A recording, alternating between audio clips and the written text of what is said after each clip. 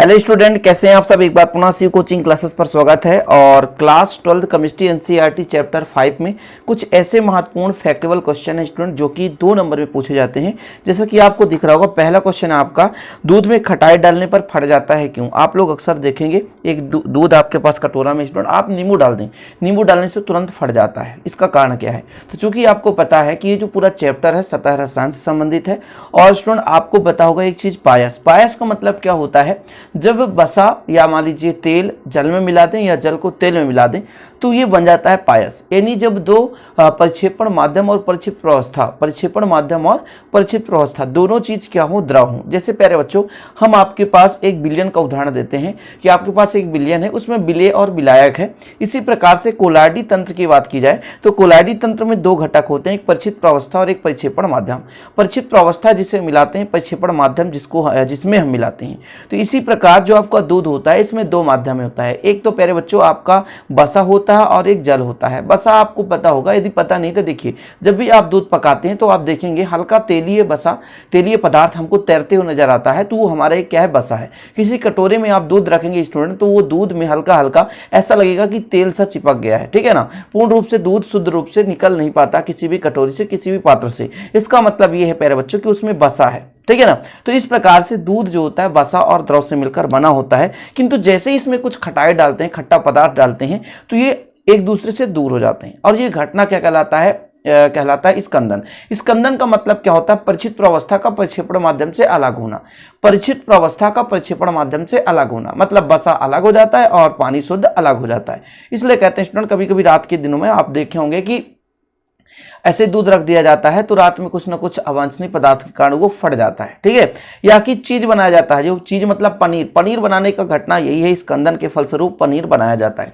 क्या होता है? दूध में कुछ ना कुछ ऐसे है ना स्कंदित पदार्थ डाल देते हैं जिसके फलस्वरूप उस आसानी से स्कंदित हो सके। विद्युत अपघट पदार्थ डाल दें जिससे वो अपघटित हो जाता है। तो प्रक्षेपण माध्यम अलग और परिक्षेप प्रवस्था अलग, 2 चीजों का तय है प्यारे बच्चों। जैसे विलयन में विलेय और विलायक होता है, उसी प्रकार से यहाँ पर भी 2 चीजें होती है, ठीक है। एक परिक्षेप प्रवस्था और एक परिक्षेपण माध्यम।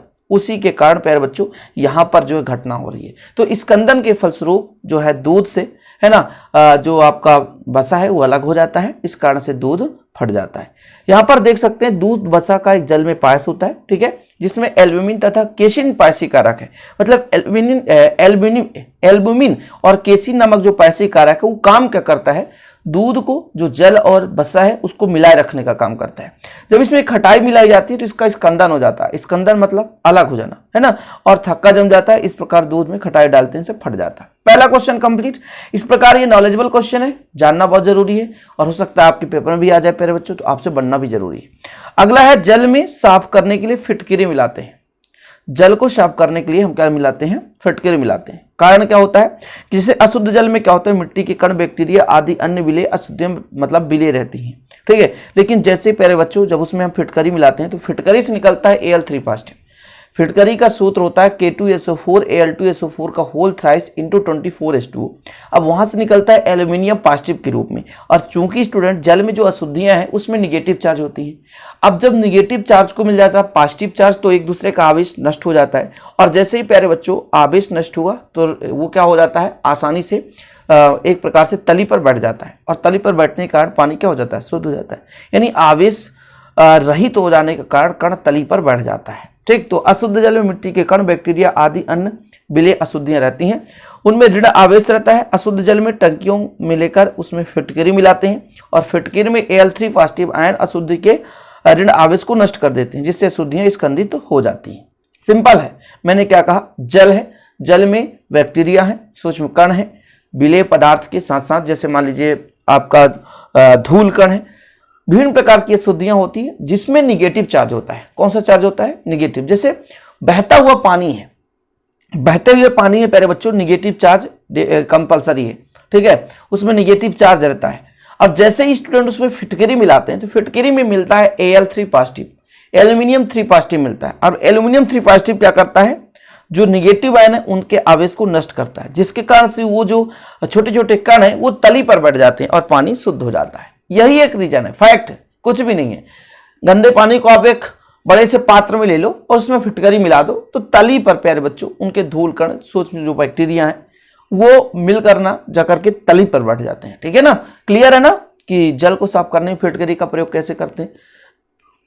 महत्वपूर्ण क्वेश्चन रहते हैं स्टूडेंट, इसलिए आप लोगों को जरूरी है तैयार करना। ठीक है, आप अच्छे से तैयार करते चलें। अगला है, जहां नदी अपनी पानी समुद्र में मिलाती है वहां एक डेल्टा बन जाता है। इसका एक डायग्राम के माध्यम से आपको समझा रहे हैं, एक छोटा सा डायग्राम प्यारे बच्चों।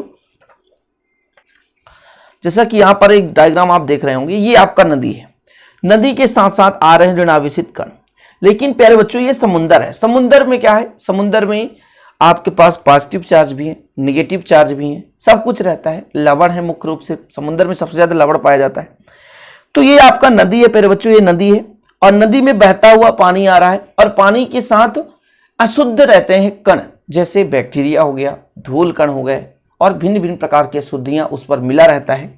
लेकिन उस अशुद्धि में प्यारे बच्चों होता है निगेटिव चार्ज। अशुद्धि में क्या पाया जाता है, निगेटिव चार्ज। अब ये जो निगेटिव चार्ज है जैसे ही समुद्र के पास आता है, जैसे ही समुद्र के पास आता है तो वहां से पॉजिटिव चार्ज लेकर के उदासीन हो जाता है। क्या हो जाता है, उदासीन हो जाता है। इस कारण से वो जो कण है वहीं पर रुक जाता है और पानी आगे बह जाता है और यह निरंतर प्रक्रम चलते रहता है प्यारे बच्चों, जिसके कारण से नदी के मुहाने पर डेल्टा बन जाता है। जैसे आप लोग पढ़े होंगे ब्रह्मपुत्र नदी पर सुंदरवन डेल्टा है ना, भारत का भी सबसे बड़ा डेल्टा है प्यारे भैया, नदी पर बनने वाला सबसे बड़ा डेल्टा, समझ रहे ना, सुंदरवन डेल्टा। तो यह चीज आप लोगों ने जाना होगा, पहले भी जीके में पढ़ा होगा। तो सुंदरवन डेल्टा के बनने का कारण क्या है, नदी के साथ धूल कण है ना, बैक्टीरिया, निगेटिव चार्ज युक्त अवांछनीय पदार्थ पानी के साथ बहते हुए आते हैं और जैसे समुद्र के पास आते हैं तो जो निगेटिव चार्ज है वो समुद्र के पॉजिटिव चार्ज से उदासीन हो जाता है, उदासीन हो जाता है प्यारे बच्चों। और उदासीन होने के कारण वो तली पर वहीं पे बैठ जाता है, वो गति नहीं करता, पानी के साथ बहाव उसका फिर नहीं रहता, वो वहीं पे बैठ जाता है। जिसका चार्ज खत्म, वो कण पार्टिकल्स जो हैं अब गति नहीं करेंगे, वहीं पे बैठ जाएंगे और धीरे धीरे करके इकट्ठा होगा। जब बहुत सारे कण एकत्रित हो जाते हैं प्यारे बच्चों तो एक डेल्टा बन जाता है। क्या बन जाता है, एक डेल्टा बन जाता है। समझ गए मैं क्या कह रहा हूं, कि जब छोटे छोटे कण, छोटे छोटे पार्टिकल्स जाकर के ऋण आवेश युक्त समुद्र के संपर्क में आते हैं तो समुद्र के संपर्क में वहां से पॉजिटिव चार्ज लेकर उदासीन हो जाते हैं और उदासीन होने के कारण एकत्रित हो जाते हैं। जैसे यहां पर देखो प्यारे बच्चों, ये नदी का तट है और ऋण आवेशित कण है, यहां पे दिख रहा है आपको। ये जैसे ही समुद्र के संपर्क में आते हैं तो ये जो कण है आवेश रहित हो गए। यहाँ Mg2 पॉजिटिव है, NH2 पॉजिटिव है, Cl नेगेटिव है, तो पॉजिटिव चीज है इस नेगेटिव को खत्म करता है और कण यहाँ पर एकत्रित हो जाते हैं। फिर एक डेल्टा का निर्माण हो जाता है। मतलब जैसे ही वो समुद्र में मिलने की कोशिश करता है उसके पहले ये डेल्टा बन जाता है, क्योंकि जो कण होते हैं वो समुद्र से पॉजिटिव चार्ज लेकर के उदासीन हो जाते हैं। यही इसका फैक्ट है। आप देख सकते हैं कि नदियों के जल में मिट्टी तथा रेत के ऋणावेशित कोलाडी कण पाए जाते हैं। ठीक है, जल में पाए जाते हैं। इतना जब नदी का जल समुद्र से मिलता है तो समुद्र के जल में क्या पाए जाते हैं प्यारे भैया, Na पॉजिटिव, सोडियम पॉजिटिव और विभिन्न प्रकार के जो है आयन पाए जाते हैं, जो कि नदी के साथ आने वाले ऋणावेशित कण को क्या कर देते हैं, उदासीन कर देते हैं। ठीक है, जिसके कारण वहां पर कण एकत्रित होता जाता है और डेल्टा का निर्माण हो जाता है। तो यहां कुल मिलाकर थोड़ा सा यहां पर स्टूडेंट आपको यहां पर लिखना है। तो समुद्र के जल में क्या पाया जाता है, लवण मुख्य रूप से। ठीक है, समुद्र के जल में लवण पाए जाते हैं। क्या पाए जाते हैं, लवण पाए जाते हैं तथा पाए जाने वाले अनेक लवणों की स्कंदन की क्रिया फलस्वरूप मिट्टी आदि के कण नदी के मुहाने पर नीचे एकत्रित होते जाते हैं और डेल्टा का निर्माण हो जाता है। अब यहां पर मैं फिर से आपको बता रहा हूं एक केमिस्ट्री की भाषा में, स्कंदन का मतलब क्या हुआ, जो ऋणावेशित कण जल के साथ मिला हुआ था उसको अलग करना। तो यहां पर प्यारे बच्चों जैसे ही वो पॉजिटिव चार्ज के संपर्क में आता है तो स्कंदित हो जाता है। स्कंदित मतलब ऋणावेशित कण अलग हो जाते हैं और जो जल है वो अलग हो जाता है। यही तो स्कंदन है। परिचित अवस्था को परिक्षेपण माध्यम से अलग करने की प्रक्रिया ही स्कंदन है। प्रेरित विद्युत अवघट्ट मिला देने से अवक्षेप बन जाना ही क्या कहलाता है, स्कंदन कहलाता है। प्यारे बच्चों यहां पर जो आपका सोडियम पॉजिटिव है, Mg2 पॉजिटिव है, एल्यूमिनियम 3 पॉजिटिव है, ये जो पॉजिटिव आयन है वो एक विद्युत अवघट्ट की भांति कार्य कर रहे हैं और यहां पर जो आपका ऋणावेशित कण वो क्या हो जाता है, अवक्षेप बनता है। इसी कारण से डेल्टा का निर्माण होता है। अगला आपका क्वेश्चन है, समांगी तथा विषमांगी उत्प्रेरण को उदाहरण से समझाइए। समांगी उत्प्रेरण और विषमांगी उत्प्रेरण बहुत सिंपल है। सबसे पहली बात आती है कि उत्प्रेरक किसे कहते हैं, आपसे पूछा जाए उत्प्रेरक क्या है, तो ऐसे पदार्थ जो रासायनिक अपक्रिया के दर को परिवर्तित करते हैं लेकिन स्वयं अपरिवर्तित रहते, स्वयं नहीं बदलते, ऐसे पदार्थ जो स्वयं नहीं बदलते लेकिन दूसरे को परिवर्तित कर देते हैं, उसे हम कहते हैं उत्प्रेरक। लेकिन प्यारे बच्चों, इसमें होने वाली जो परिघटना है वो कहलाता है उत्प्रेरण। समझ रहे मैं क्या कह रहा हूं? ऐसे पदार्थ जो स्वयं अपरिवर्तित रहते हैं, ऐसे पदार्थ जो स्वयं अपरिवर्तित रहते हैं किंतु दूसरे को प्रेरित करते हैं, अभिक्रिया के दर को बढ़ाते या घटाते हैं, उन्हें हम कहते हैं उत्प्रेरक। और इनमें होने वाली परिघटना को कहते हैं हम उत्प्रेरण। उसी में से दो प्रकार है प्यारे बच्चों, समांगी उत्प्रेरण और विषमांगी उत्प्रेरण। समांगी उत्प्रेरण का उदाहरण यह होता है कि ऐसी रासायनिक अभिक्रिया जिसमें भाग लेने वाले पदार्थ भी क्या है, अभिकारक हैं, और प्यारे बच्चों जो उत्प्रेरक है वो भी आपका जो अभिकारक है वो, सॉरी मैंने क्या कहा, भाग लेने वाले पदार्थ जो अभिकारक और उत्प्रेरक एक ही प्रावस्था में हो। भाग लेने वाले पदार्थ अभिकारक हैं और उत्प्रेरक यदि एक ही प्रावस्था में हो तो कहलाता है समांगी उत्प्रेरण। जैसे प्यारे बच्चों सल्फर डाइऑक्साइड है, ऑक्सीजन है, दोनों के दोनों क्या है, गैस है, सॉलिड है। ये नाइट्रिक ऑक्साइड की उपस्थिति में SO3 बनाता है। बैलेंसिंग कराने के लिए प्यारे बच्चों 2 का गुणा कर दें, 2 का गुणा यहां कर दें, तो ये एक प्रकार से समांगी उत्प्रेरण का उदाहरण है। मतलब ये आपके पास अभिकारक है जो रासायनिक अभिक्रिया में भाग ले रहे हैं, और ये प्यारे बच्चों आपका उत्प्रेरक है। तो जब प्यारे बच्चों रासायनिक अभिक्रिया में भाग लेने वाले अभिकारक और साथ में उत्प्रेरक एक ही प्रावस्था में हो, जैसे ये सॉलिड हैं तो तीनों जगह सॉलिड है प्यारे बच्चों, तब ये कहलाएंगे क्या, समांगी उत्प्रेरण। मतलब किसी रासायनिक अभिक्रिया में जब अभिकारक और अभिकारक के साथ साथ उत्प्रेरक एक ही प्रावस्था में होते हैं उन्हें कहते हैं समांगी उत्प्रेरण। लेकिन विषमांगी उत्प्रेरण की बात करें प्यारे बच्चों, तो विषमांगी उत्प्रेरण में सेम उसका अपोजिट है कि जब रासायनिक अभिक्रिया में अभिकारक या क्रियाकारक और उत्प्रेरक की प्रावस्थाएं सेम ना हो, समान ना हो, अर्थात भिन्न भिन्न हो। रासायनिक अभिक्रिया में भाग लेने वाले अभिकारक और उसमें उत्प्रेरक की प्रावस्था अलग अलग हो, समान ना हो, तो उसे कहते हैं विषमांगी उत्प्रेरण। जैसे अमोनिया बनाने की हैबर विधि में प्यारे बच्चों, या हम नाइट्रोजन का एक आयतन, हाइड्रोजन का 3 आयतन लेते हैं, और जो आयरन है, आयरन एक सॉलिड स्टेट में है, यानी ठोस अवस्था में है। आयरन किस अवस्था में है, ठोस अवस्था में प्यारे बच्चों, और ये गैस अवस्था में है। तो यहां पर अभिकारक और जो आपका प्यारे बच्चों उत्प्रेरक है वो एक ही अवस्था में नहीं है, इसलिए स्टूडेंट यहां पर हम कह सकते हैं ये विषमांगी उत्प्रेरण है। समांगी उत्प्रेरण में मतलब समांग में नहीं, समान, अभिकारक भी गैस तो उत्प्रेरक भी गैस, लेकिन विषमांगी में ऐसा नहीं हो सकता, भिन्न भिन्न होना चाहिए।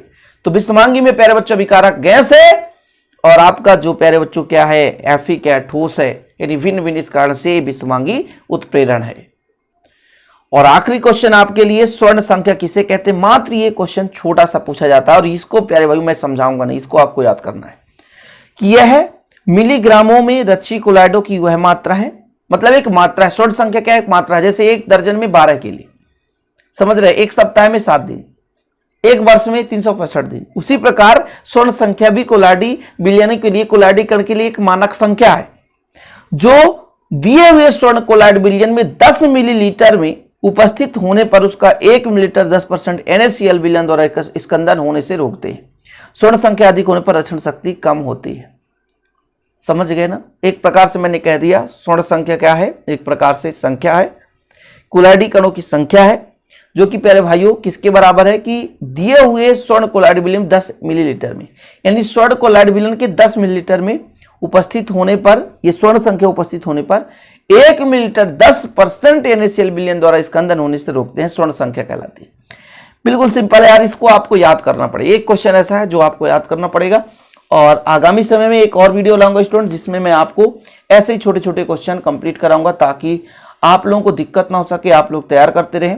और हाँ यार, आपका सपोर्ट, आपका प्यार हमारे साथ है, इसलिए हम आपके लिए इतना मेहनत करते हैं। और ऐसे प्यार और सपोर्ट बनाए रखने के लिए प्लीज चैनल को सब्सक्राइब कर लेना, यदि अच्छा लगे तो शेयर भी कर देना और लाइक जरूर करें, है ना। और यदि इसका हैंड रिटन नोट्स लेना है तो कॉन्टैक्ट कर सकते हैं 9685 पर कॉन्टैक्ट नंबर है ये प्यारे भैया, जिसमें आप PDF नोट्स ले सकते हैं। उम्मीद करता हूँ वीडियो पसंद आया, पसंद आया लाइक करें। मिलते हैं अगली वीडियो में। जय हिंद, वंदे मातरम।